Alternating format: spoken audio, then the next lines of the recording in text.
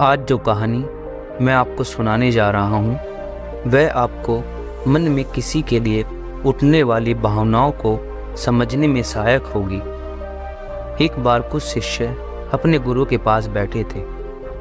एक शिष्य बोला, प्रभु, मेरे मन में कभी कभी कुछ विपरीत विचार आने लगते हैं, कृपया मार्गदर्शन करें।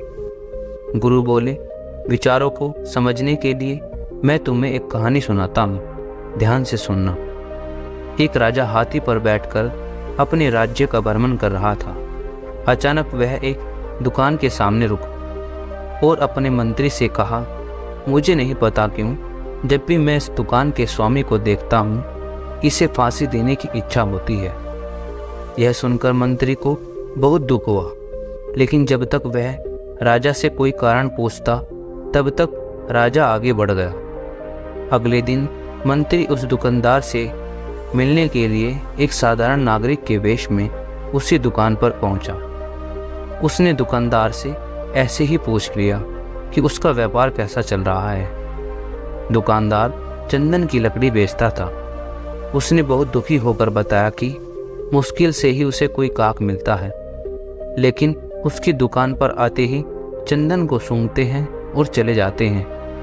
वे चंदन की गुणवत्ता की प्रशंसा भी करते हैं पर खरीदते नहीं। अब उसकी आशा केवल इस बात पर टिकी है कि राजा जल्दी ही मर जाएगा। उसकी अंत्येष्टि के लिए बड़ी मात्रा में चंदन की लकड़ी खरीदी जाएगी। वह आसपास अकेला चंदन की लकड़ी का दुकानदार है, इसलिए उसे पक्का विश्वास था कि राजा के मरने पर उसके दिन बदलेंगे। मंत्री बोला, अरे, क्या तुमने यह बात किसी और के सामने भी कही है? कभी राजा जी को पता चल गया तब क्या होगा?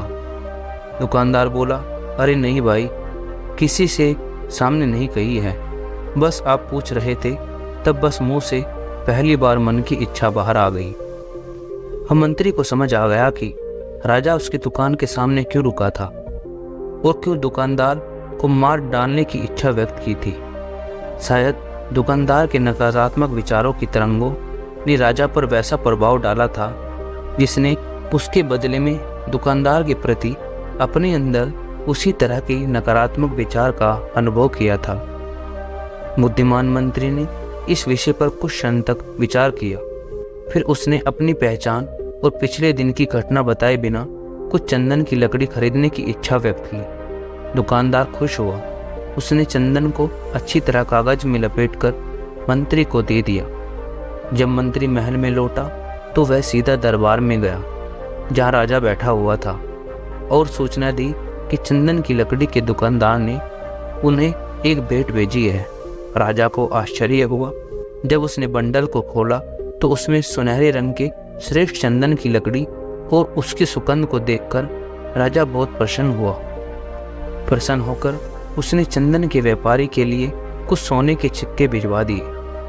राजा को यह सोचकर अपने हृदय में बहुत खेद हुआ कि उसने दुकानदार को मारने का अवांछित विचार किया था। जब दुकानदार को राजा से सोने के सिक्के प्राप्त हुए तो वह भी आश्चर्य हो गया। वह राजा के गुण गाने लगा, जिसने सोने के सिक्के भेजकर उसे गरीबी के अभिशाप से बचा लिया था। कुछ समय बाद उसे अपने उन उलक्षित विचारों की याद आ गई जो वह राजा के प्रति सोचता था। उसे अपने व्यक्तिगत स्वार्थ के लिए ऐसे नकारात्मक विचार करने पर बहुत पश्चाताप हुआ। यदि हम दूसरे के प्रति अच्छे और दयालु विचार रखेंगे तो वे सकारात्मक विचार हमारे पास अनुकूल रूप में ही लौटेंगे, लेकिन यदि हम बुरे विचार को पालेंगे तो वे विचार हमारे पास उसी रूप में लौटेंगे। साथियों, जीवन का सूत्र है कि जो हम फेंकते हैं वही हमारे पास लौट कर आता है। चारों ओर से हमारी ही फेंकी हुई ध्वनियाँ प्रतिध्वनित होकर हमें मिल जाती हैं। नकारात्मक विचार हावी होने के कारण हम संकट के समय जान नहीं पाते कि स्थितियां उतनी बुरी नहीं हैं जितनी दिखाई दे रही हैं।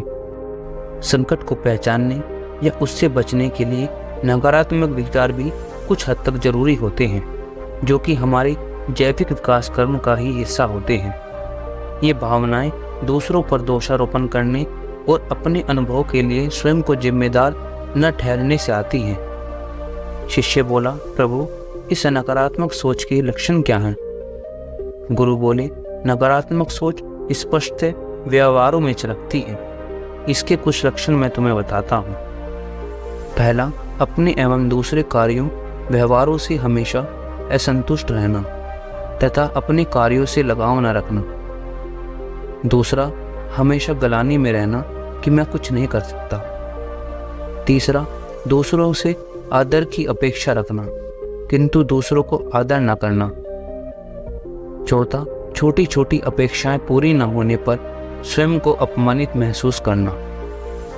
पांचवा, हर व्यक्ति एवं वस्तु का नकारात्मक पहलू देखना।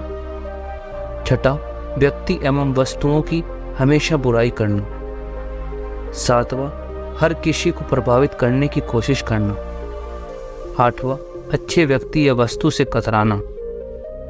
नौवां, अपने से ज़्यादा योग्य व्यक्ति को देखकर कतराना, उसकी बुराई करना एवं अपने आप को असुरक्षित महसूस करना।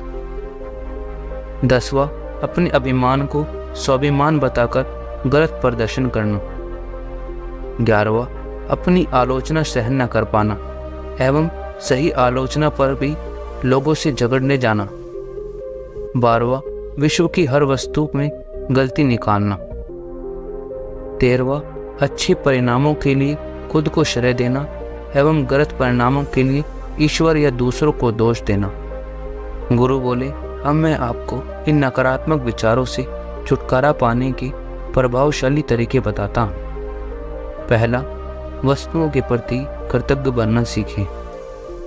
दूसरा, स्वयं पर हंसना सीखें, अपनी गलतियों को अपनाना सीखें। तीसरा, दूसरों की सहायता बिना अपेक्षा के करना सीखें। चौथा, सकारात्मक सोच वाले व्यक्ति को दोस्त बनाएं। पांचवा, समाज उपयोगी कार्यों को करने की कोशिश करें।